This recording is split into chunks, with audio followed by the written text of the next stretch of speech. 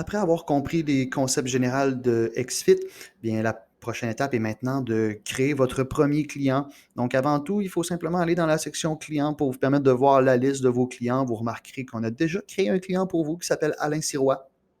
Donc, c'est un client fictif qu'on a créé juste pour vous permettre de consulter le dossier d'un client avec déjà quelques données à l'intérieur. Donc, si vous voulez voir un peu comment les données vont s'afficher, les données automatiques qui se calculent automatiquement, etc., bien, vous pouvez consulter le dossier à Alain Sirois. Par contre, dans le tutoriel d'aujourd'hui, on veut plutôt que vous puissiez créer votre premier client.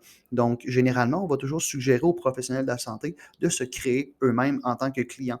Donc, de cette façon-là, ça va vous permettre de voir qu'est-ce que vous pourrez partager avec vos clients, comment vos clients pourront accéder à ces informations-là. Donc, ça va vous permettre de mieux comprendre qu'est-ce que le client va voir de son côté. Donc, si on clique sur Créer en haut à droite, vous allez pouvoir saisir votre adresse courriel personnelle. C'est important de savoir qu'une adresse courriel ne peut pas être utilisée pour plusieurs comptes.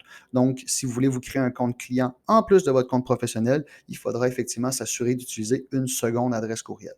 Si un jour, lorsque vous venez qu'à créer un client, vous recevez cette mention-ci qui vous dit que le courriel est déjà utilisé par un utilisateur de XFIT, eh bien, il suffit simplement de demander l'accès.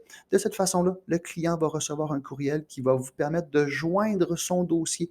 Donc, s'il y avait déjà des éléments qui sont visibles dans le dossier du client parce que un professionnel a déjà pris des notes antérieurement dans le dossier de ce client-là, bien, vous aurez accès à ces informations-là plutôt que d'avoir à recommencer à zéro à chaque fois.